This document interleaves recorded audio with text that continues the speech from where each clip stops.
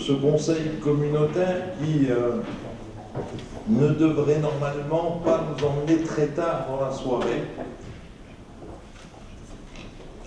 Je tenais bien sûr à saluer la presse, de saluer le personnel présent ce soir et de saluer bien sûr Madame Pfeiffer, notre public habituel et d'une présence sans faille. Comme il est habituel, et il y en a quelques-uns, je tenais également à vous présenter le nouveau personnel communautaire. Donc Michel Schneider, qui est affecté au service bâtiment, Madame Céline Geoffroy Géa, éducatrice de jeunes enfants, qui est au multi-accueil de Étangerand depuis le 21 septembre, et M. Schneider étant arrivé au 1er avril, et ce n'était pas à Poisson. Également, depuis le 1er août, l'arrivée de Serge Genovese, agent de maintenance, de Mélanie Laurent, au service finance, adjoint administratif, de Xavier Mucher, adjoint administratif au SIAU, dans le cadre notamment de la mutualisation avec l'Arc-Zéland, de Madame Hélène Suc, également au SIAU, et de Myriam Chardon, directrice adjointe au multi-accueil à Rodemack. Mesdames, Messieurs, soyez les bienvenus à la communauté de communes. Et je vous remercie encore de votre présence ce soir. Alors, comme je le dis à chaque fois, je vous laisse 30 secondes pour réfléchir. Vous avez le choix. Soit vous restez avec nous jusqu'à la fin des débats, soit, si vous avez mieux à faire, vous pouvez rentrer. Alors, rentrez bien et encore merci.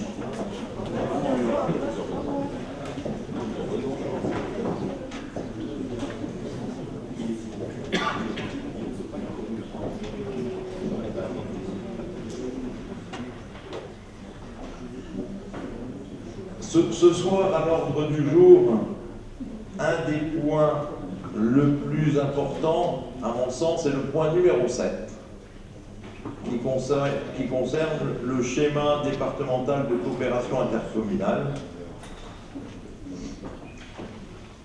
Permettez-moi également, dans le même état d'esprit, de vous inviter à participer nombreux le 7 novembre 2015 en matinée à l'Assemblée Générale des maires de l'arrondissement de Thionville. Le préfet sera normalement présent. Je pense que si nous voulons soutenir le schéma du préfet, nous devrons peut-être être nombreux, car à travers la presse, et suite à une réunion également qui s'est tenue un soir à la CCCI, les maires de la CC3F vont défendre d'autres positionnements. Donc si nous voulons leur répondre, nous devons être déjà présents. Et d'ailleurs, à ce titre, je vous inviterai éventuellement à une réunion ici au niveau des maires avant le 7 novembre pour éventuellement mettre en place une stratégie de communication sur le voilà. Le schéma que le préfet nous a proposé est un schéma qui nous positionne, je dirais, pour prendre un verbiage plutôt d'élu en ballottage favorable. Mais jusqu'au 31 mars, nous ne devons pas nous reposer sur nos lauriers et dire c'est fait. Je crois que nous devons rester mobilisés jusqu'au 31 mars, car l'arrêté préfectoral ne sera signé qu'à ce moment-là. et que là nous allons avoir devant nous 1 ou 2 mois où, après que ce soir la communauté de communes va s'exprimer, vos conseils municipaux devront s'exprimer, et je dirais qu'ensuite nous perdrons la main. C'est la CDCI qui discutera. C'est la CDCI qui examinera les différents amendements. Alors, des gens de notre territoire siègent à la CDCI. Je pense à Rachel, je pense à Denis. Et je pense même que lorsque le débat concernant la communauté de communes aura lieu, c'est un débat public, donc je m'y rendrai et j'inviterai à se joindre à moi tous ceux d'entre vous qui seront disponibles. Comme ça, nous pourrons voir et écouter les positionnements des uns et des autres. Mais nous pourrons échanger lorsque nous aborderons le point 7, si vous souhaitez peut-être plus d'informations ou vous exprimer sur ce point. Je vous rappelle que nous nous reverrons le mardi 1er décembre avec quelques points, et notamment un point important qui est l'approbation du schéma de mutualisation. Et c'est pour ça que je vous rappelle que vous devez délibérer dans vos communes avant cette date. Il est important que vous puissiez le faire. Alors, j'ai été sollicité par une commune sur ce sujet de venir en conseil municipal. Si d'autres communes pensent qu'il est nécessaire que je sois présent, peut-être pour expliquer ou pas, je me tiens bien entendu à votre disposition dans la mesure où mon agenda le permet. Voilà. Et je réitère ma proposition que je vous avais faite en début de mandat. Tout maire qui souhaite faire une réunion d'information avec ses conseillers municipaux, avec peut-être ses nouveaux conseillers municipaux sur à la fois les compétences de la communauté de communes, sur les impacts de la loi NOTRe. Vous savez que la loi va nous obliger à prendre jusqu'en 2020 de différentes compétences, et pas des moindres. Je pense notamment, par exemple, à l'eau potable. Ça ne va pas être un petit dossier. Alors, sachez que à ce niveau-là, je vais demander qu'on trouve un bureau d'études qui nous fasse un état des lieux. Nous avons un ensemble de syndicats des eaux, nous avons des communes qui gèrent l'eau en régie, nous avons des communes qui s'approvisionnent sur des territoires à côté. Donc je pense que si on veut, alors je vous donne clairement mon positionnement, hein, la loi c'est au 1er janvier 2020, moi si on peut prendre la compétence le 31 décembre 2019, ça me va bien. Donc, mais par contre, je pense qu'il faut vraiment l'anticiper. Et donc, je vais demander à un bureau d'études de nous faire à la fois un état des lieux sur l'état technique de des différentes canalisations, des différents rendements, des différents forages qui existent et matières d'approvisionnement en eau, en sachant que forcément, il faudra à un moment donné peut-être faire un bouclage complet du territoire en partant de ce qui existe, de faire un état des lieux sur les différents rendements. Certains ont des infrastructures avec des rendements peut-être différents et peut-être obsolètes, voire complètement usés. Et donc tout ça aura forcément, dans un deuxième temps, un impact sur le coût de l'eau. Et là aussi, nous devrons mettre à profit le temps d'anticipation pour discuter comment demain on fonctionne. Est-ce qu'on fonctionnera sur un prix solidaire sur l'ensemble et identique sur l'ensemble du territoire, avec une période de lissage dans le temps pour arriver à ce prix? Est-ce qu'on pourra fonctionner sur une espèce de zonage ou suivant les coûts qu'il y avait auparavant, dire, voilà, quelque part, si demain on doit se remettre dans les clous à un endroit ou quoi, c'est peut-être à eux. Voilà, moi j'ai pas d'idée arrêtée là-dessus, mais je crois que ce dossier est un dossier très important et qu'on ne peut pas attendre fin 2018 ou début 2019 pour lancer la réflexion. Il faut que nous ayons en amont les billes. Donc dans le cadre de mes délégations, je vais lancer une consultation pour qu'on s'équipe d'un bureau d'études qui va pouvoir nous analyser tout ça et qu'au moment de choisir, on puisse réfléchir en étant informé de tout.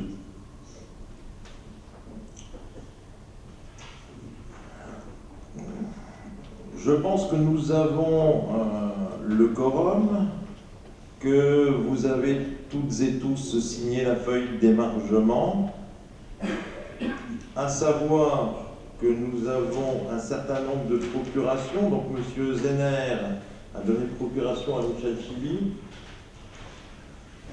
que Mme Spielmann a donné procuration à Michel Paquet, que Nathalie Mosciolin a donné procuration à Mathieu Petermann, que Mme Weber Marie-Thérèse a donné procuration à Jacques Dormen, que Maria Metto a donné procuration à Rachel Zirovnik et que Bernard Schiltz a donné procuration à Katia Genet-Massion. En matière de procuration, c'est les seuls que j'ai en ma possession. Est-ce qu'il y en a d'autres? Non. Je tenais également à vous faire part d'un mail de M. Clément qui nous demande de l'excuser de son absence. Donc si vous voulez bien, on va désigner un secrétaire de séance, et je dis un parce que je vois que Mathieu est présent. Mathieu, es-tu d'accord d'assumer cette lourde tâche? Je te remercie. Donc si vous voulez bien, nous pouvons passer au point numéro 1. Le point numéro 1 concerne l'approbation du compte-rendu de la séance du 22 septembre 2015. Y a-t-il des questions sur cette séance? Benoît, sois le bienvenu. S'il n'y a pas de questions, je considère que le compte-rendu est adopté. Je vous remercie.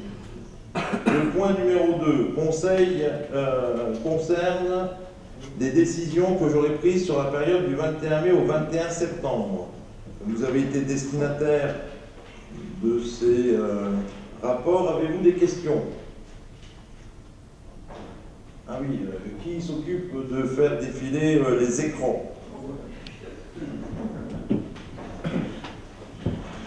Il n'y a pas de questions sur ce point numéro 2.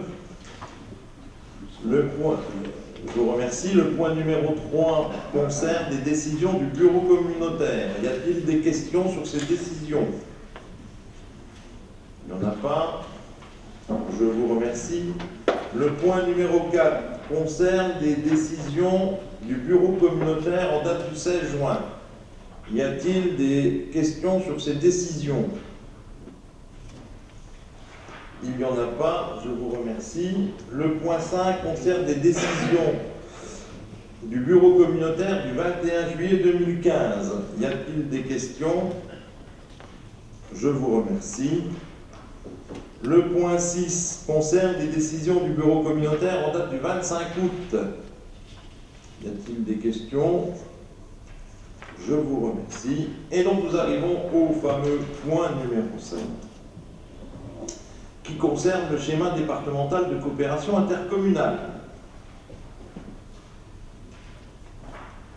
Comme vous avez pu le voir, donc dans le cadre de ce schéma, le préfet a rassemblé la communauté de communes de Sierck des Trois Frontières avec Bouzonville, les deux seuls territoires dans le Nord mosellan ayant moins de 15 000 habitants.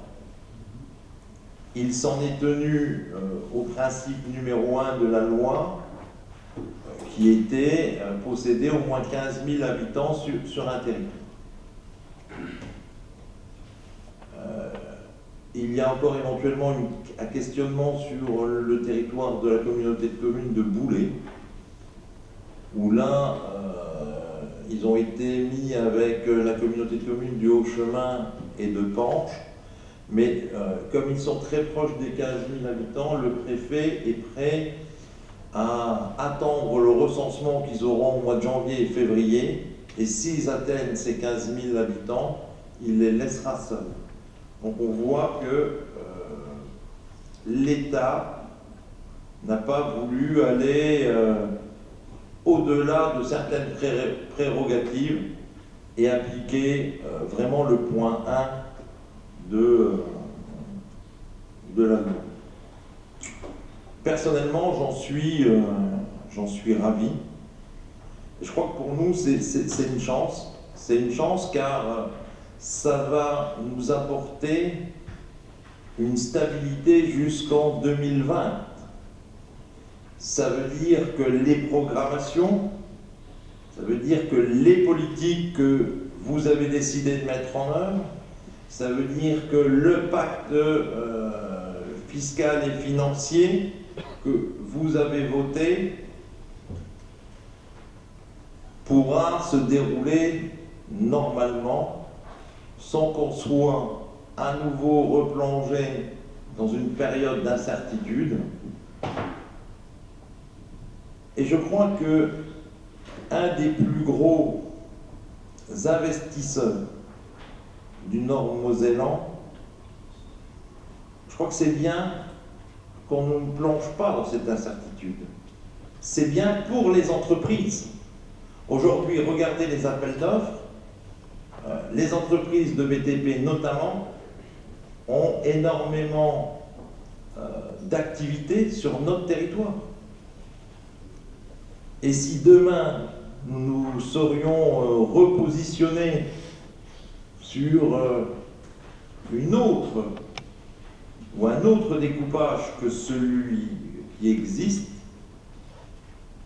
eh bien, forcément, sur notre budget 2016, on se serait posé des questions de savoir ce qu'on va faire et comment on va le faire.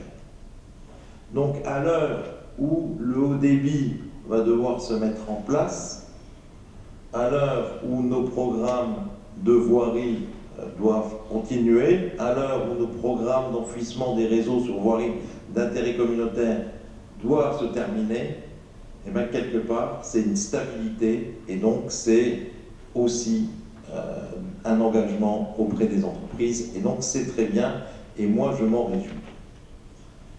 À tous les vilains petits canards qui voudraient parler de non-solidarité de notre part, je leur répondrai quand même qu'à travers le FNGIR, c'est 13 millions d'euros qui sont reversés pour les autres territoires.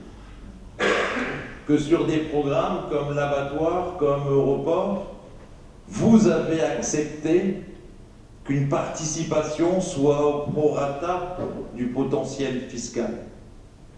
C'est aussi une forme de solidarité.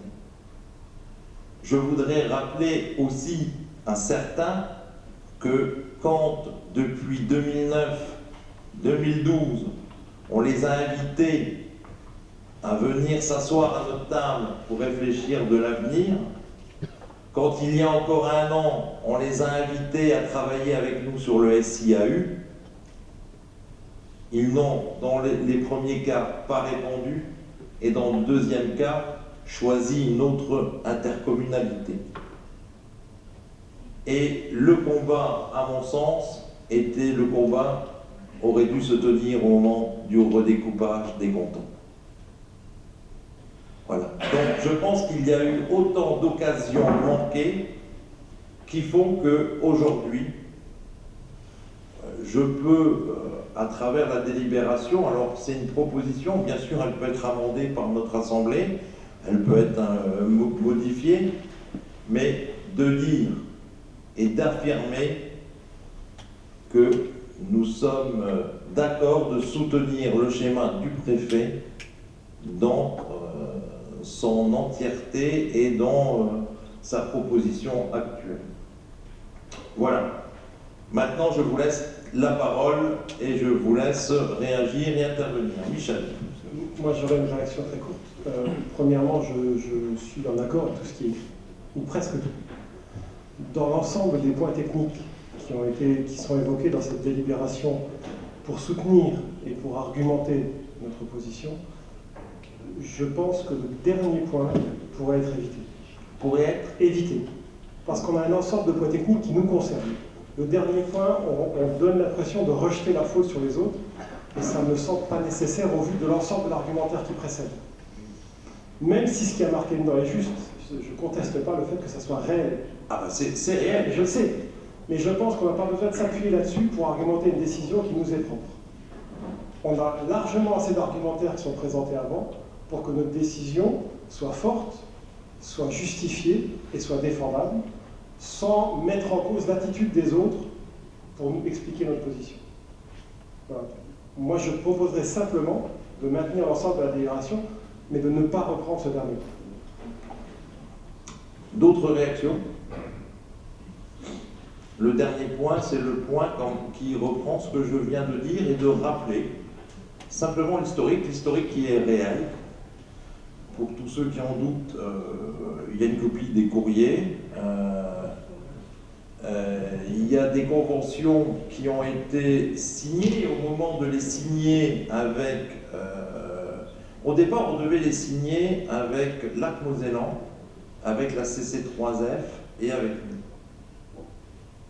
Et peut-être que ceux qui sont aux manettes aujourd'hui à la CC3F ont œuvré à l'époque pour que le président de l'époque ne puisse pas les signer. Moi, je n'ai pas peur de dire ce que je pense, car c'est la vérité. Et je n'ai pas peur de l'assumer.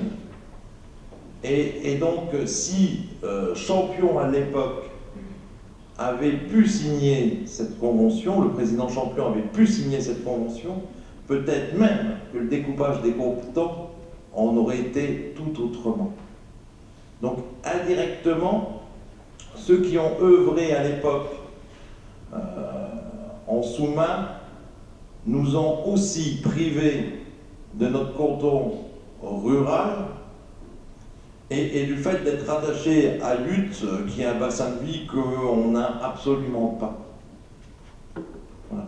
Donc je pense qu'aujourd'hui, tous ceux et toutes celles qui ont œuvré doivent en assumer les conséquences. Mais bien sûr, après, nous verrons bien qu'est-ce que nous ferons au niveau de l'ensemble de nos collègues. Est-ce que d'autres veulent réagir? Oui, Roland. Oui, Michel, Monsieur le Président, je me permets de prendre la parole parce que, Étanger, la dernière commune qui est entrée dans cette communauté de communes, j'ai observé ce débat, comme les autres élus d'Étanges-Grande, avec intérêt. J'ai observé avec une neutralité et une indépendance. Et moi, je pense, et je rejoins les propos qui ont été donnés, je pense que sérieusement, il y a un risque. Il y a un risque parce que j'ai une grande méfiance pour ces grandes agglomérations, ces grands rassemblements qu'on veut nous vendre. Et j'ai souvent dit, par exemple, quand nous avez vendu, voilà une quinzaine d'années, la Grande Europe, source de prospérité économique, source de sécurité, source de barrière à la guerre, source de barrière contre le terrorisme. Aujourd'hui, vous avez toutes les réponses que vous voulez dans le sens inverse. Au moment où la communauté de communes, qu'Étanges a rejoint en 2007, effectivement, dans les faits, en 2008, il y a eu un apprentissage, il y avait un retard, et je sais le retard dont Étanges a longtemps souffert. Donc, on peut reconnaître en cela l'importance de la communauté de communes. Ensuite, il y avait un regard également sur Étanges-Grande avec cette population, cette ville de centralité principale. Je crois qu'aujourd'hui, on est là avant tout pour respecter l'intégralité des élus qui sont devant nous, et bien sûr également à cette table, pour faire cause commune. Pour faire cause commune parce que, à un moment, il faut quand même respecter un schéma territorial, de cohérence géographique. Et je pense qu'on est bien placé pour défendre et que, effectivement, si on se base sur la seule règle que le préfet a énoncée lors de ses propositions, elle nous va. Alors je comprends les velléités des autres, ils ont le droit d'avoir des intentions et ils peuvent en faire part. Mais nous aussi, on a un devoir de défendre nos projets. Et nos projets, on est tous là, on a voté un pacte fiscal, on a des programmes de voirie, on a du développement de la petite enfance dont tout le monde sait l'importance sur notre territoire. On a également des centres d'intérêt avec le transfrontalier qu'on sait mettre en évidence et qu'on saura défendre. Je crois qu'à un moment, il faut du calme également. Il faut du calme et que ce n'est pas de l'égoïsme de la part d'une communauté de communes. D'ailleurs, il faut souligner que c'est la plus ancienne. C'est la plus ancienne, ne l'oublions pas. C'est pas elle qui doit se jeter dans les bras comme ça. Et c'est pour ça que la règle défendue et la règle annoncée par le préfet me va très bien. Mais je vais plus loin parce que j'ai cet espoir de rester effectivement dans cette configuration. J'entends ici ou là le démarchage qui peut être fait, je le respecte, défendant avec l'ensemble des éléments de langage, des sources d'intérêt que tu as développées et que nous pouvons développer pour avoir une stratégie et des éléments de langage communs. Parce que la pire des choses serait la division aujourd'hui. La division parce que, à partir du moment où il y aurait une remise en cause, ça crée une fracture et ça crée une forme, un élément de l'édifice friable. Et quand un élément de l'édifice est friable, automatiquement, on n'anticipe plus économiquement. C'est le pacte fiscal qui est remis en cause, c'est beaucoup de projections sur l'avenir qui sont remises en cause. Et j'en termine avec ces propos parce que je me dis que la meilleure défense, c'est toujours aussi d'avoir un véritable projet et un véritable regard sur l'avenir. Et en cela, je pense qu'on doit tous être source également de propositions pour défendre un projet cohérent de territoire, afin vraiment de faire émerger cette communauté de communes, d'agglomération. Alors, le contenu de ces éléments, on les connaît. C'est la petite enfance, c'est le transfrontalier, c'est les sources de déplacement, c'est la culture, c'est l'économie, bien évidemment. Et je pense que, voilà, là également, ça fait partie de notre stratégie. C'est mon sentiment, je tenais à le dire. Et lorsque je prends position aujourd'hui, je la prends au nom d'Étanges Grande parce que j'ai pu sonder à la fois les habitants, le conseil municipal, et je dirais qu'on serait très satisfait si on restait sur la même position qu'à l'heure actuelle pour les années à venir, afin d'avoir cette tranquillité, cette visibilité et cette possibilité de projection. Merci. Est-ce que quelqu'un d'autre veut réagir? Michel? Roland, il a parlé comme un avocat, là. C'est notre défense. Je pense que Michel a raison. À une période où on s'est rapproché de la communauté de communes sans frontières, bien qu'on savait à ce moment-là que ce serait très difficile de fusionner avec cette communauté de communes, vu la différence de compétences que nous avions. Et puis, il n'y a pas eu de suite. Je crois qu'il faut prendre le train en marche quand il est temps. Moi, je propose qu'on garde ce paragraphe parce que je crois que c'est quelque chose que nous devons afficher, notre volonté d'aller vers les communautés de communes qui sont voisines, et puis nous répondre, non recevoir. Je crois qu'il faut l'afficher parce que on a quand même fait le premier pas, et puis après il n'y a pas eu de suite.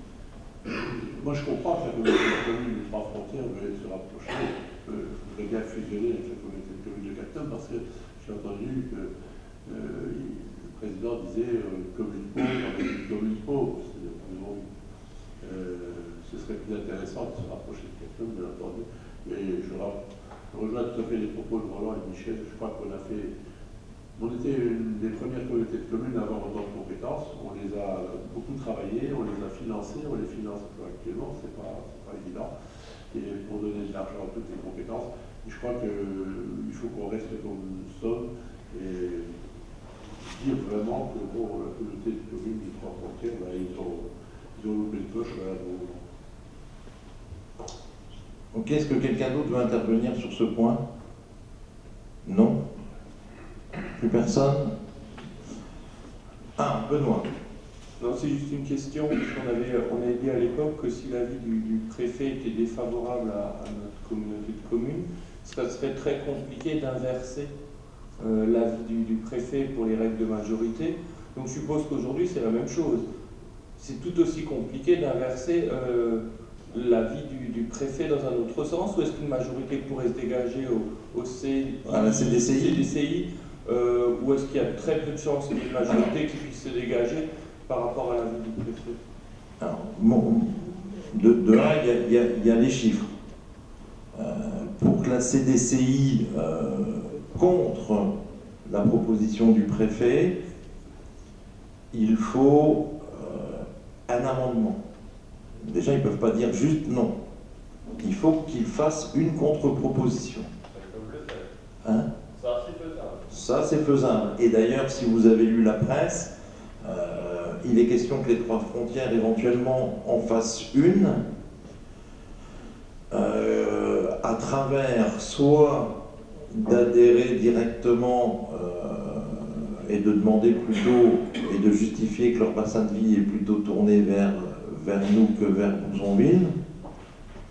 Mais il existe aussi une autre option que je n'invente pas et qui doit mieux aller au conseiller départemental du canton de Sierck-Bouzonville, qui est de dire que Sierck et Bouzonville fusionnent et qu'ils demandent tous les deux à rejoindre la communauté de communes de Cattenom. C'était une des positions qui était exprimée dans le journal par le président de la CC3F. Voilà, donc voilà des pistes d'amendement qui peuvent être déposées. À ça, il faudra 66% des voix de la CDCI pour le faire voter. Alors c'est pas des voix présentes le jour-là, c'est de la totalité des personnes inscrites et membres de la CDCI. Donc si par hasard, il y en a deux qui le jour-là, un qui va à la pêche et l'autre qui doit emmener son enfant à l'école, et qui ne donne pas de procuration, et puis les procurations peuvent être données, et vous m'arrêtez si je me trompe, que à l'intérieur des collèges. C'est-à-dire qu'un conseiller départemental ne pourra donner sa procuration qu'à un conseiller départemental. Un maire représentant l'association des maires ruraux qu'à un autre maire de l'association des maires ruraux. Donc, de même strat. Donc ça peut être assez compliqué d'inverser la tendance. Mais il y a encore autre chose, c'est que la loi prévoit que le préfet puisse utiliser le passer outre. C'est-à-dire qu'à un moment donné, il récupère la main. Et quelque part, c'était le dernier chapitre dans la délibération, c'était aussi une manière de répondre à ceux qui peuvent dire qu'on est des égoïstes, qu'on voulait fonctionner et vivre que tout seul, alors que ce n'était pas le cas. Je vous dis en 2009-2012, parce que moi je n'étais pas devin, forcément si j'avais connu à cette époque-là le schéma du préfet, je n'aurais sûrement pas écrit à nos amis et voisins de la CC3F. Mais n'étant pas devin et pensant toujours, comme je l'ai dit, qu'il vaudrait mieux défendre alors des positionnements, et d'ailleurs c'était le positionnement que l'association des maires a également prise, de dire qu'il fallait défendre plutôt la ruralité avant de rentrer dans une grande usine à gaz. Donc c'est dans cette inquiétude-là et dans cette vision et maîtrise que je n'avais pas, que j'avais lancé les démarches pour essayer de voir comment on travaillait. Michel l'a dit à juste titre, il y a entre la CC3F et nous un fossé. Pas un fossé de mentalité, pas un fossé de... Je parle même pas de tout ça, je parle un fossé au niveau notamment des impositions moyennes pour les habitants. À l'époque, lorsque l'État avait fait une analyse, nous avions une moyenne de taxes d'habitation qui se situait à 300 euros. On avait une moyenne de taxes d'habitation qui se situait à 300 euros. Nous étions à 600 euros. Et la communauté de communes de Cattenom, ce n'est pas seulement 4 tours qui fument et qui alimentent tout le bazar. Non, on a un budget de 40 millions d'euros et il y en a 11 qui viennent de la centrale. Ça veut dire que le reste vient aussi de nos habitants. Ils ont des services, certes, mais à travers leurs impositions et autre chose, ils payent. Lorsque votre contribution au pluvial augmente, vous n'êtes pas des magiciens non plus, vous la prenez aussi à travers les impôts chez vous, dans vos communes. Lorsque nos différentes participations évoluent et vos transferts de compétences vers la communauté de communes évoluent, eh bien, quand vous avez besoin d'argent, lorsqu'on met en place le schéma du périscolaire, notamment, que ce schéma, en plus, l'État, certes, modifie les règles, vous prenez l'argent chez vos habitants, et la part que la communauté de communes apporte sur la mutualisation, c'est également un service, parce que c'est cela en moins. Mais la conclusion est que ce n'est pas seulement ces 4 tours qui fument qui apportent de l'argent à notre collectivité. Les gens, quand on les interroge, et si on fait un sondage, ils pensent que ça représente 75%, 80% des revenus. Alors qu'on est sur du 25% de nos revenus. Et le reste, eh ben, c'est nos habitants. Et forcément, si demain un autre territoire venait nous rejoindre, il faudrait faire comme ce qui a été fait avec la commune de Étanges, mettre en place une période de lissage. Et c'est là-dessus, lorsque je leur ai écrit, à la fois en 2009 et en 2012, et je ne vous parle même pas de leur dernier positionnement plus politique sur le SIAU, je vous parle de ma démarche en 2009 et en 2012. C'était simplement pour essayer de préparer les choses, pour éviter d'avoir une solution et de pouvoir déposer un amendement en défendant le monde rural, plutôt que d'être d'avalé dans une grande machine qu'on ne maîtriserait plus rien. Voilà. Et à l'époque, ils ne l'ont pas souhaité. Mais par contre, eux, aujourd'hui, quand ils s'expriment, et je l'ai entendu, ils disent qu'ils ne veulent pas partager. On est des égoïstes et qu'on ne veut pas partager. Non, c'est pas vrai. Et c'est pour ça que je pense qu'il faut le laisser écrit dans la délibération. Voilà. Est-ce que quelqu'un d'autre veut réagir? Donc, si personne ne veut réagir, je vous propose éventuellement de soumettre à la question le dernier, le fait de garder le dernier paragraphe. Donc, qui serait pour le supprimer? Maurice, Michel, Isabelle, Marie-Marthe, ça en fait 4. Il n'y en a pas d'autres? Qui s'abstient sur cette question? Rachel. Donc je considère que tous les autres, vous êtes pour conserver ce paragraphe. Donc je vous remercie. Donc maintenant, la délibération, comme elle est écrite là, je vous la soumets au vote. Et si vous voulez bien, je vous demanderai pas de faire un vote en étant qui est contre, mais de demander qui est pour cette délibération.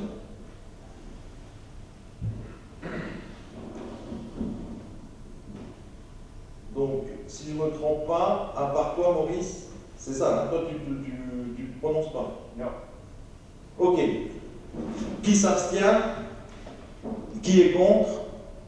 Maurice, tu n'es ni pour, ni contre, ni tu t'abstiens. Parce que je ne veux pas Ce paragraphe. Donc tu t'abstiens. Une abstention, Maurice.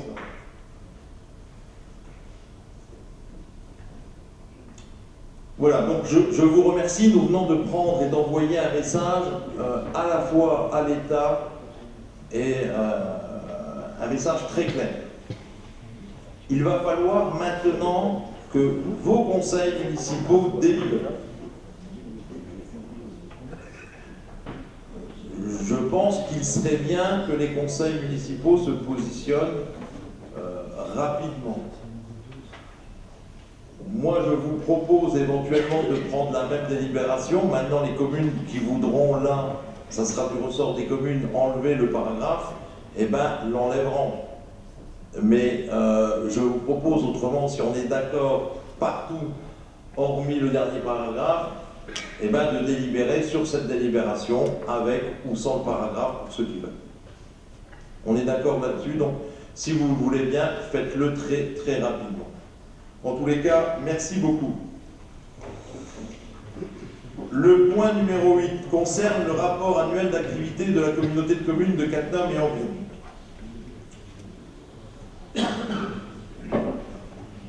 Nous n'étions pas bons dans ce domaine. Je vous le dis, je l'avoue, j'en porte la responsabilité si vous voulez, mais normalement, une collectivité comme la nôtre devait faire ce type de document tous les ans. Il n'y en a jamais eu. Voilà. Avant moi, le mandat précédent, on était tous pas bons. Donc j'avais souhaité, et j'ai souhaité qu'on fasse le premier, qu'on reprenne un ensemble de choses et qu'on croise avec des compétences qu'on a mis en place, je dirais, depuis 2008, date à laquelle je suis président. Donc on a fait un peu un mix, mais à partir de l'année prochaine, tous les ans, ce compte-rendu d'activité sera bien entendu écrit. Donc c'était un gros travail et je remercie Antoinette notamment d'y avoir planché. C'est en grande partie c'est elle qui a travaillé dessus, c'est bien ça Olivier? Donc merci Antoinette parce que c'était pas un boulot simple et je pense que le suivant sera plus facile à rédiger vu qu'on tiendra au fur et à mesure des décisions un état des lieux. Donc est-ce que vous avez des questions sur ce rapport d'activité? Pas spécialement, je vous remercie et je prends acte que vous en avez pris également acte. Nous avons au point numéro 9 le rapport d'activité du SCOTA. Là aussi, vous en avez une connaissance. Est-ce que vous avez des questions? Je considère que vous en avez pris acte. Le point numéro 10. Vous savez que chaque collectivité, et c'est pareil dans nos communes, nous devons mettre en place nous devons élaborer un agenda d'accessibilité programmé. Ça veut dire que nous devons voter un planning avec certains travaux qui devront être réalisés dans les 3 ans à venir. Nous avons, je crois, jusqu'en 2018 pour faire les derniers travaux. Donc, je vous propose un programme total sur les 3 années qui va coûter 222 000 €, enfin qui est estimé à 222 000 € de TTC et qui cible différents endroits et bâtiments publics de la communauté de communes sur 2016, 2017 et 2018. Est-ce que vous avez des questions par rapport à ce programme d'accessibilité? Je crois que de toute manière, c'est la loi et on n'y a pas trop le choix. J'espère juste que dans vos communes, vous avez réussi à le mettre en place parce que c'est jusqu'au 30 octobre, je crois, la délibération. Jusqu'au 27 septembre à la base. Mais je crois qu'il y a eu une prolongation jusqu'au 30 octobre, à peu près, de mémoire. Bon. Il y a des communes qui ont fait appel à des bureaux extérieurs, il y a des communes qui sont un peu à la traîne. D'accord. Et vous avez fait simplement la demande parce que ça peut m'intéresser, parce que je ne suis pas sûr d'être complètement à l'aise à Zungen. Oui, elle a fait la demande, on est donc le bureau d'études qu'on a sollicité, qui est bouclé, qui ne pouvait pas rendre son étude inventaire. Et on a eu la réponse préfectorale, donc je vous accordais, je sais plus si 6 mois ou 12 mois. D'accord. Toi aussi, Benoît, et tu as fait la même demande? Oui, et une semaine après, on avait été délégés d'un an, je crois. Non.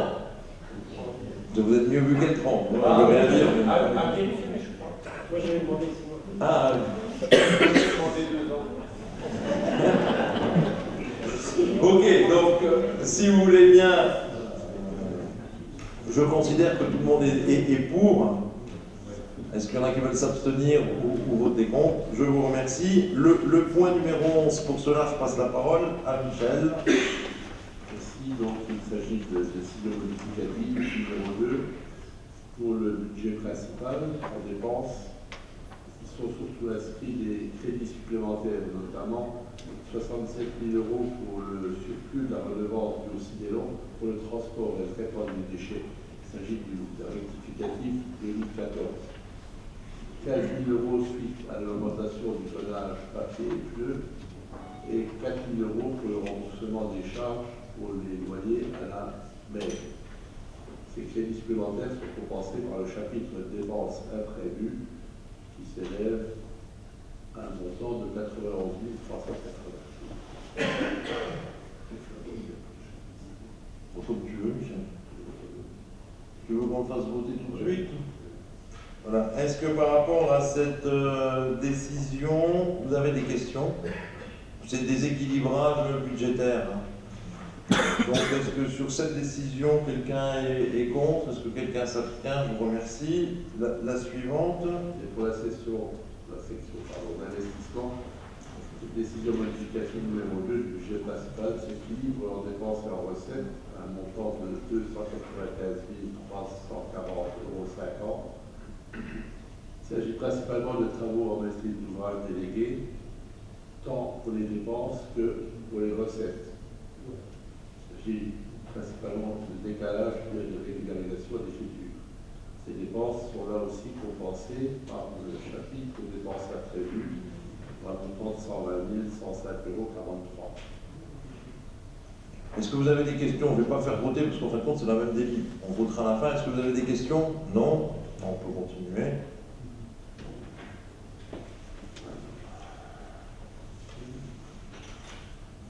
Pour le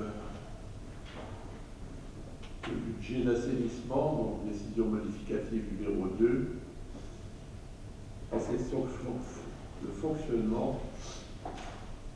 décision modificative du budget d'assainissement collectif s'équilibre en dépenses et en recettes à 70 300 € pour la section de fonctionnement. Pour les dépenses, ils sont inscrits des crédits supplémentaires, notamment au niveau de la STEP de Cattenom, suite à une hausse de production des goûts et un reliquat de facture qui date de 2014 pour les prestations de services. Pour les recettes, il s'agit de la hausse des participations du FPAC, participation au financement à l'assainissement collectif relatif au permis de construire, c'est aussi un reliquat de 2014. Donc pour 70 300 €. Et en section d'investissement,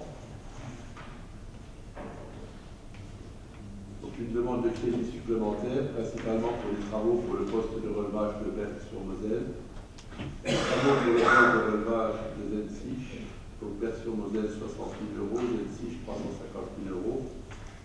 L'article 231 5116, travaux intramuros à Canfun, pour 115 000 €. C'est un avenant au marché suite aux recommandations du département. En particulier, cela concerne le contournement d'un ouvrage qui appartenait au département. Et ces dépenses sont compensées par celles prévues pour la construction d'un step d'étanche grande et de Canfun, puisque les travaux n'ont pas encore commencé. Voilà. Est-ce que vous avez des questions sur tout ça? Si vous n'en avez pas, il nous faut voter dans ce cas-là le point numéro 11 et le point numéro 12. Est-ce que quelqu'un sur le point numéro 11 est contre? Est-ce que quelqu'un s'abstient? Je vous remercie. Sur le point numéro 12, est-ce que quelqu'un est contre? Est-ce que quelqu'un s'abstient? Je vous remercie. Michel, le point numéro 13. Il s'agit d'accepter la durée des amortissements des immobilisations du budget principal et des budgets annexes. Donc, ces durées d'amortissement doivent être fixées par l'Assemblée délibérante. Donc, je vais vous en faire la lecture. Pour les immobilisations, excusez-moi, je suis enrhumé, j'ai du mal à parler.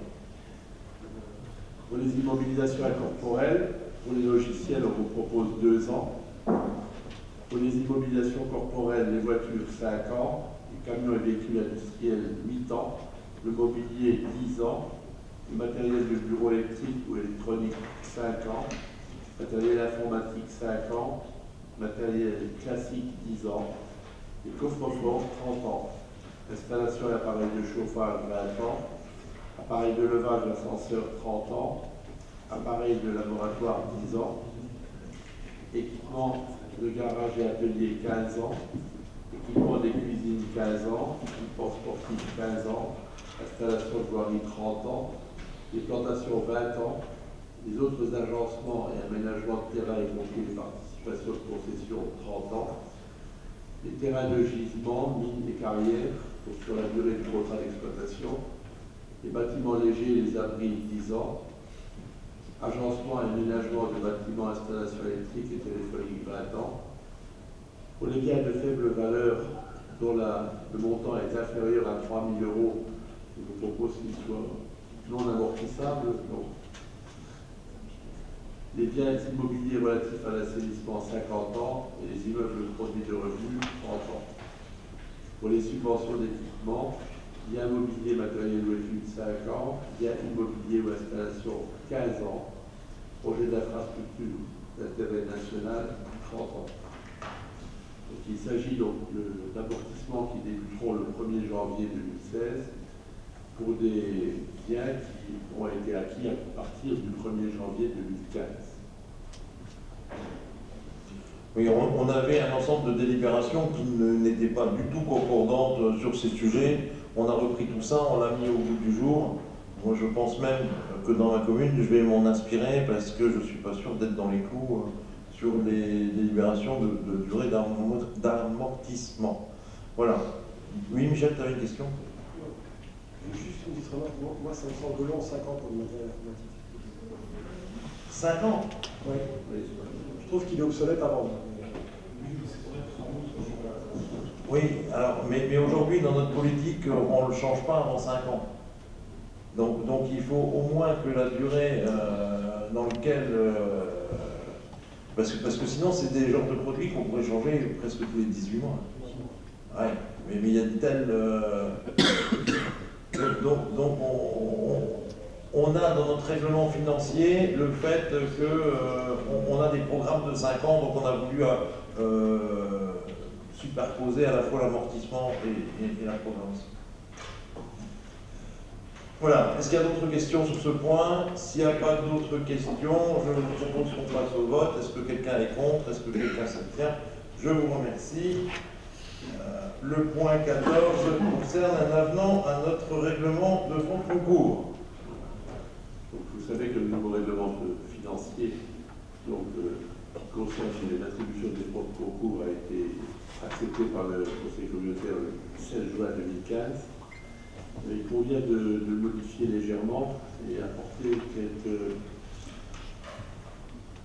informations complémentaires pour l'éligibilité des paiements. Donc, les communes peuvent demander la totalité de leurs fonds de concours à condition que les conditions soient respectées. Si une commune demande la totalité des fonds de concours, elle pourra soit les obtenir l'année où elle les demande, soit que ce soit échelonné, le versement. Si une commune, par exemple, demande l'intégrité des fonds de concours, de son enveloppe qui est de 5 ans, soit si les crédits de l'année en cours pour la communauté de communes sont suffisants, on pourra lui verser. S'ils sont insuffisants, on pourra différer les versements sur les exercices ultérieurs. Donc la commune en sera avertie. Et ça, c'était l'article 3. Et l'article 9, obligation aux communes de faire publicité sur les fonds de concours.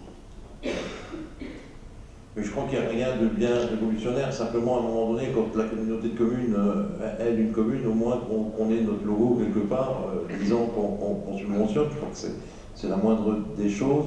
Alors, juste pour vous donner un ordre de grandeur, vous vous souvenez, quand on avait pris la délibération du pacte fiscal, on avait échelonné chaque commune sur 5 ans.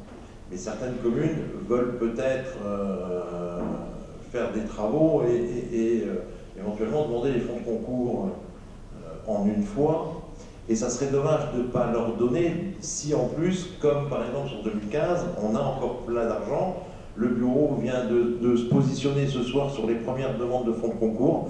On en a régularisé des anciennes et on a commencé ce soir à délibérer sur les premières demandes de fonds de concours et sur les premiers dossiers complets. Mais donc l'enveloppe globale qui est de l'ordre de 600 000 euros, je crois de mémoire, donc c'est ça, c'est 5 ans, 600 000 pour arriver aux 3 millions, est très peu attaqué. Alors forcément, on prendra le reste s'il n'y a rien d'autre, on prendra le reste et on le mettra sur l'année prochaine. Mais sachez que ceux qui ont fait des travaux qui veulent nous solliciter, il n'y a pas de souci. Pour l'instant, on a le budget nécessaire. Je rappelle juste que, parce que certains n'avaient peut-être pas toujours compris lorsque je m'exprimais, où je disais on peut aller sur tout et n'importe quoi presque. Alors c'est effectivement le cas, mais dans les règles de la loi. On est sur du... il ne faut pas que ça dépasse la part de la commune, par exemple. Il ne faut pas que la totalité des subventions dépasse 70 ou 80% suivant le cas de figure. Donc voilà, mais à partir de là, on peut aller, et certaines communes nous ont déjà demandé des subventions en hauteur de 1500 € ou sur des petits travaux. Voilà. Donc c'est très bien, ça a l'air de rouler. On va essayer de se mettre rapidement à jour dans nos fonds de concours et rapidement pouvoir suivre ensuite au quotidien vos nouvelles demandes. S'il n'y a pas d'autres questions, je vous propose de passer au vote. Qui est contre, qui s'abstient, je vous remercie. Donc sachez également que, et je vous remercie tous les maires d'avoir autorisé vos secrétaires de mairie à venir à une espèce un peu de formation, où on leur a réexpliqué tout ça, parce que notre premier lien, c'est vos secrétaires de mairie aussi. Et d'ailleurs, je pense qu'avec Olivier Odo et les services, nous essayerons une ou deux fois l'an, sur différents thèmes, d'inviter le personnel communal de manière à ce que ça facilite le transit entre les services et qu'on aille plus vite et que les services, que ce soit communaux ou communautaires, soient le moins embêtés et que nos habitants soient le plus rapidement servis lorsque ça touchera les habitants. Voilà. Je vous remercie, je passe la parole à quelqu'un d'animation. Dès qu'elle aura appuyé sur le bitonio. Voilà.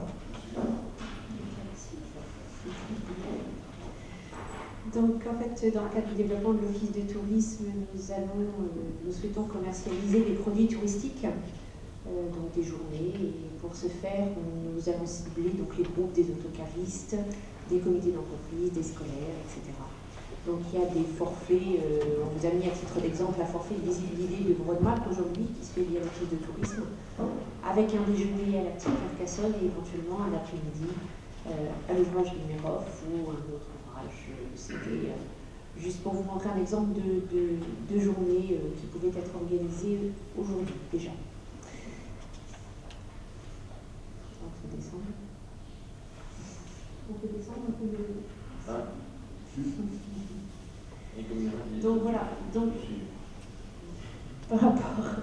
par rapport à ces journées et à ces projets de commercialisation, le but est aussi de créer des partenariats avec les acteurs touristiques du territoire. Donc vous avez, je pense déjà pour certains, été destinataires justement d'une invitation à cette prochaine réunion. Et nous avons donc établi un chiffre d'affaires par rapport aux premières évaluations qu'on a pu faire sur les visites actuelles et sur ce qui pourrait être proposé. Pour tout cela, et pour mettre en place tout cela, il était demandé de mettre en place une garantie financière. J'en arrive au but de cette délibération. Pour cette garantie financière, des consultations ont été faites. Il y a eu donc des retours de certains organismes. Je ne vous lis pas tout le détail, je pense que tout le monde l'a vu, sur ce qui est proposé. De mettre en place aussi une responsabilité civile professionnelle. Donc pareil, le principe de consultation.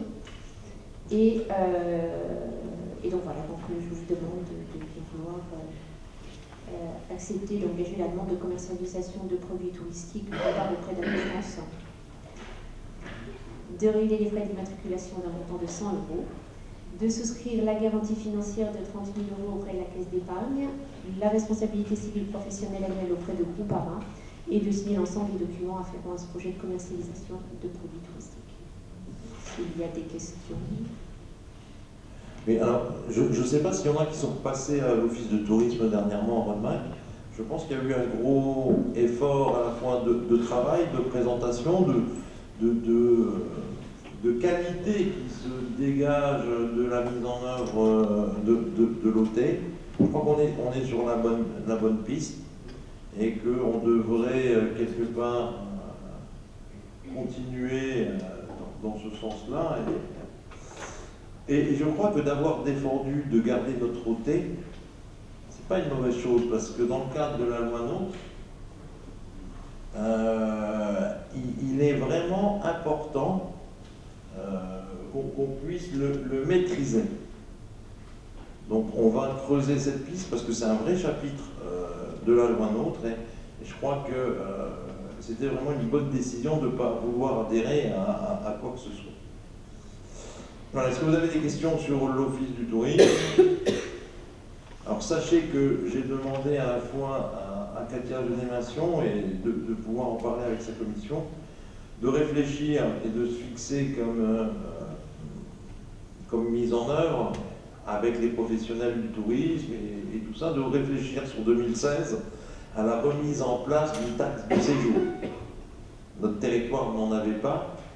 D'un côté, nous soutenons la création de gîtes et autres. D'un autre côté, il va y avoir le grand carénage qui va emmener des gens qui vont venir sur le territoire. Forcément, on va avoir plus d'ordures ménagères. Donc, je crois qu'il est important de réfléchir à une remise en place de la taxe de séjour. Et je ne vais pas parler plus loin de tout ça. Il y aura vraiment un dialogue qui devra s'installer avec la commission, les professionnels, et une réflexion, et que tout 2016 devra être mis à profit pour voir comment on aborde ce point. Voilà, s'il n'y a pas d'autres questions, je vous propose qu'on passe au vote. Qui est contre, qui s'abstient, je vous remercie. Nous allons, je crois, laisser la parole à Gérard Thaïs pour qu'il évoque le dernier rapport de la soirée. Donc c'est un rapport annuel 2014 sur le prix et la qualité du service public d'élimination des déchets. Il nous est présenté par le CIDELAN. Donc je pense que vous avez tous reçu avec votre convocation et votre ordre du jour. Je voudrais juste faire une remarque sur le coût du traitement des déchets. Je pense que vous avez dû le lire, mais je vous le rappelle quand même. La TVA est passée de 7% en 2013 à 10% en 2014.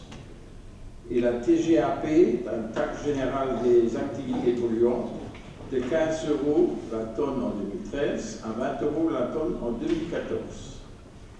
Et malgré l'augmentation des tonnages n'a pas tellement bougé, ça fait quand même une différence au budget. Voilà, c'est ce que je voulais relever. Alors, conformément à l'article L 2224-5 du Code général des collectivités territoriales, le CIDELAN doit présenter un rapport sur le prix et la qualité des services publics de traitement et de transport des déchets ménagers. Après avoir avis favorable de la Commission politique de l'environnement en date du 13 mai 2015 et du Bureau communautaire du 13 octobre 2015, il est demandé au Conseil communautaire de bien vouloir prendre acte du rapport annuel 2014 sur le prix et la qualité des services publics d'élimination des déchets présenté par le CIDELAN. Voilà, Gérard, est-ce que quelqu'un a des questions par rapport à ce rapport que vous avez pu lire? Si vous n'avez pas de questions, je prends acte que vous en avez pris acte et je vous remercie. Nous arrivons au point des divers. Alors, moi, j'ai éventuellement une question. Dernièrement, avec Roland Balsarzac, nous avions reçu TV Event, vous savez, ceux qui s'occupent du Citadel Trophy. Roland l'a abordé avec sa commission dernièrement, mais nous devions nous prononcer, si je ne me trompe pas, Roland, pour la fin du mois, sur le fait éventuellement si on repartait ou pas. Donc je vous livre, ou je laisse Roland livrer le positionnement de la commission, comme tu veux, Roland. Oui, effectivement, c'était pas préparé. Non, mais ça m'est revenu et comme on doit le répondre à vos France, C'était pas préparé. On va rapidement faire un petit historique de ce Citadel Trophy qui était dans sa 3e année et qui a trouvé une dimension un peu différente des 2 années précédentes puisqu'on tirait les enseignements et les expériences des années précédentes. On est un territoire, on le disait tout à l'heure, où on a besoin aussi d'une identification, une vitrine, c'est toujours nécessaire. La 3e édition a permis à la fois de conjuguer, de mélanger le sport autour de l'épreuve principale, la culture,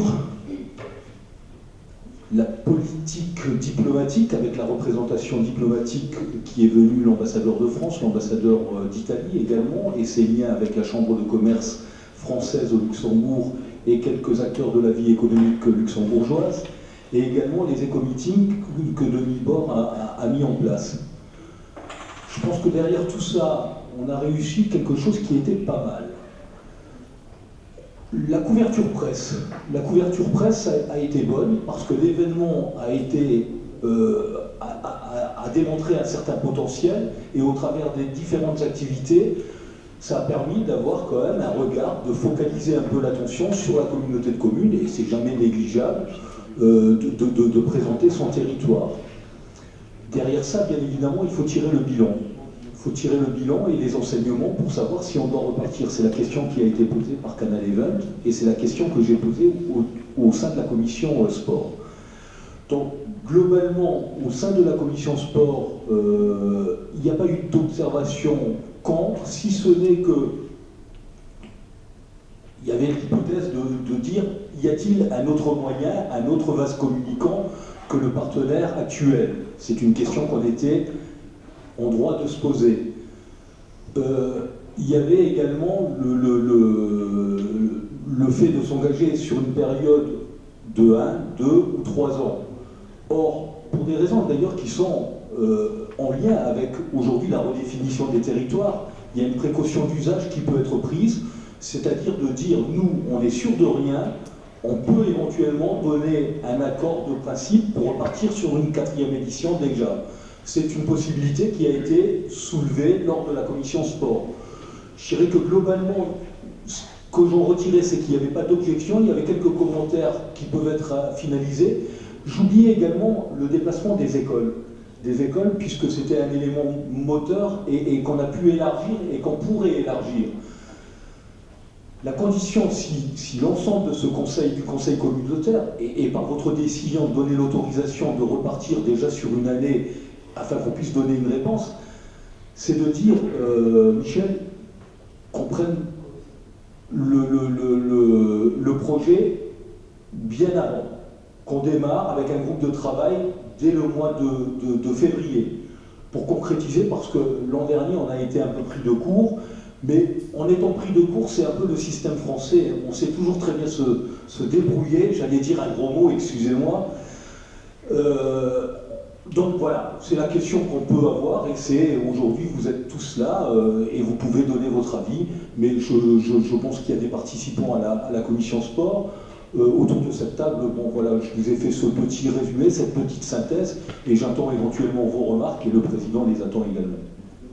Voilà, j'ai pas eu peur d'aborder le sujet, même qu'on n'avait pas parlé avec Roland, parce que je sais qu'il le connaissait bien et qu'il l'avait évoqué dernièrement avec sa commission. Mais nous sommes obligés aujourd'hui de donner une réponse plus ou moins à TV Event. Comme l'a dit Roland, et je préférais que la presse ne le relate pas, si vous voulez bien, même que je sais que le Répu est partenaire avec TV Event sur le marathon, je crois, à Metz, mais on va peut-être essayer de réfléchir à s'émanciper de TV Event. Mais pour ça, on a besoin d'un retour, d'une 4e édition, je pense. On a fait cette 3e édition dans un contexte, je le rappelle, compliqué. On n'avait pas de chargé de mission sport pendant longtemps. Il a chapeauté la culture. Ils ont dû aller en déplacement sur le programme culturel. Et comme l'a dit Roland, on s'est investi et les services ont accompagné le projet sur la fin. Et on l'a fait un peu, je ne veux pas dire dans l'urgence, mais pas loin. Et je dirais que le résultat est pas mal, mais on a besoin de savoir une dernière fois si on arriverait à s'émanciper ou pas de TV Event. Alors pour ça, il faut déjà leur répondre. Et pour ça, moi j'ai besoin, alors ce soir on ne prendra pas de délibération, parce qu'on est des grands garçons et des grandes dames, et qu'une parole c'est une parole. Et pour moi, si ce soir vous me donnez l'autorisation et un contrat moral de dire à TV Event, écoutez, on y va encore pour une année, je sais très bien que dans 4 mois au moment du budget, vous ne direz pas le contraire. Vous resterez fidèle à vos positionnements. Donc, si vous voulez bien, il y a 2 personnes qui ont demandé la parole, à la fois Denis et Michel. Je crois que dans l'ordre, c'est Denis. Donc, Denis, si tu veux bien. Voilà. Moi, je voulais exprimer ce sentiment que tu viens juste d'exprimer, mais je voudrais le rappeler. C'est que, ayant piloté quand même pendant 2 ans cette opération et ayant défendu devant vous pour que la communauté s'engage dans ce processus de partenariat avec Canal Event, parce qu'on pensait y trouver un bienfait pour la communauté, en matière de communication notamment. Je crois que c'était un des éléments principaux qui nous avait aussi guidés, outre le fait qu'on allait amener les enfants, ça c'était vraiment un plus, mais on voulait vraiment aussi, à travers la retransmission au TV, donner un aperçu, une vision de nos territoires, le promouvoir dans toute la dimension qui est la nôtre. Aujourd'hui, si je fais un petit retour en arrière à constat, je trouve qu'on n'a pas le retour sur investissement. Donc je rejoins les éléments de la commission et celui que tu viens de donner, à savoir qu'effectivement, si on pouvait s'émanciper de Canal Event, ce serait vraiment une bonne chose, parce que je crois que c'est surtout eux qu'on rémunère.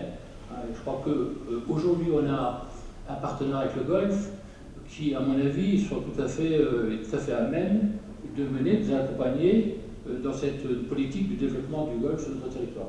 Voilà, donc si vraiment on a besoin de temps pour continuer une année, je partage ce point de vue-là, mais il faut vraiment qu'on réfléchisse à s'en émanciper le plus tôt possible. Michel. En fait, ça va être vite fait parce que c'est une redite de ce qui a été dit. Je suis absolument d'accord sur le fait que la couverture média qu'on attendait n'est pas à hauteur de l'investissement qu'on y a mis. Et par contre, je rejoins absolument Roland aussi sur le fait que l'événement lui-même est indiscutable dans son organisation, dans sa réussite, dans son intérêt du territoire. Donc, garder cet événement sur l'année prochaine, et de mémoire, je me rappelle qu'il y avait aussi une clause contractuelle entre le Golfe de Prague, peut-être sur une durée de 5 ans globale, et que ça serait difficile de s'émanciper avant la 6e année de l'événement. Mais voilà, je pense qu'il faut aller dans cette direction-là, c'est-à-dire s'émanciper de frais liés à une exposition médiatique qu'on ne retrouve pas en fait, concrètement et qui ne nous sert pas. Vous avez raison, effectivement, l'année-là doit être l'année où on doit arriver à jauger ce qui sert à rémunérer Canal TV et vraiment à financer le matériel qu'on a besoin pour organiser la manifestation. Parce que c'est pas Canal Event qui est dépositaire de la date, c'est la Ligue, c'est ça, européenne de golf. On les a déjà approchés par le passé, et eux, si on veut s'engager sans TV Event, ça leur pose pas de problème, ils nous bloqueront la date. Mais aujourd'hui, ni le Golfe de Prague, ni nos services ne maîtrisons suffisamment l'infrastructure derrière. Et je crois que c'est ça qu'il faudra, c'est la chose sur laquelle nous devrons être très vigilants cette année pour savoir ce que ça coûte, l'infrastructure réelle qu'on a besoin pour une telle manifestation. Parce qu'autrement, le retour médiatique, alors déjà je vais faire le constat que à la fois ni Denis ni Michel sont insomniaques, parce qu'en règle générale, ça se passe très tard la nuit, les retransmissions, et sur des chaînes que tout le monde n'a pas. Voilà. Effectivement, on n'a pas le retour médiatique qu'on espérait à la base, quoique cette année, à travers le fait qu'avec Roland, on décroche une carte pour le jeune de Volmerange-les-Mines. On a une couverture du Républicain à Lorrain et je les remercie parce qu'ils étaient très présents sur la manifestation du Golfe à Prêche et c'était de vrais partenaires cette année. On a eu quand même une série d'articles au niveau du journal qui ont existé et je vous dis, et le jeune, notamment de Volmerange-les-Mines, je pense que ça a été bien couvert. Alors je ne sais pas si on arrivera tous les ans à avoir un jeune du territoire qui pourra y aller, mais en tous les cas, c'est une vraie aubaine. Est-ce que Roland, tu voulais rajouter quelque chose? Tout a été dit, je rejoins complètement. Moi, je parle de couverture médiatique de proximité, on l'a eu. Au niveau éloigné, elle était meilleure. Je pense, je vais aussi dans le sens du développement économique. Je crois qu'on n'a pas la réponse, c'est mon opinion, toute la récompense de l'investissement donné par rapport aux entreprises. Je pense qu'on doit en faire venir plus parce que c'est un coup à jouer, véritablement porteur. On a vu que les propos qui étaient défendus par Alexis, etc., ça marchait. Par contre, la représentation de nos entreprises, elle était timide encore. Je crois que là, sur le golf, je crois que là, on a un effort à faire. Mais on m'a dit aussi qu'autour des tables, par exemple, au dîner de l'ambassadeur, des contacts se sont noués. Et ça a permis des transversales. Alors, on ne sait pas si ça va concrétiser, mais il faut qu'on aille chercher le fruit de l'imagination dès le mois de février, parce que les services ont travaillé dans la rapidité à partir du mois de juin, et l'été est arrivé rapidement, il y avait prescription. C'est un miracle d'avoir relevé le défi, et que les services ont relevé essentiellement pour pouvoir joindre à la fois le monde diplomatique, à la fois le monde de l'entreprise, et le monde des écoles en période estivale. Donc je pense que tout a été dit, je rejoins complètement, et puis maintenant l'histoire de l'émancipation, effectivement, je crois qu'après en avoir une expérience, on pourra peut-être en tirer les enseignements pour pouvoir partir différemment. Mais la remarque de Michel Arquin est juste, je crois qu'on en avait parlé dans la réunion, effectivement, je crois qu'il y a un contrat entre le Golfe et TV. Alors il faudra peut-être leur demander de voir si eux peuvent s'émanciper aussi. Alors, est-ce que nous pouvons, avec Roland, considérer que nous avons un accord de principe pour une reconduction sur l'année 2016? Est-ce que quelqu'un est contre? Est-ce que quelqu'un s'abstient? Je vous remercie. Donc Roland, demain, regarde pour que le nécessaire soit fait auprès de TV. Alors, je suis un peu désolé, quand j'ai vu l'ordre du jour, je pensais qu'il serait plus rapide. Hein? Non, plus rapide. C'est pour ça que j'avais dit on fait pas de petits casse-croûtes ou d'autres, mais comme certains m'ont interpellé, ceux qui veulent partager le verre de l'amitié ou un verre de l'amitié dans la grande salle peuvent le faire. Et merci et bonne rentrée.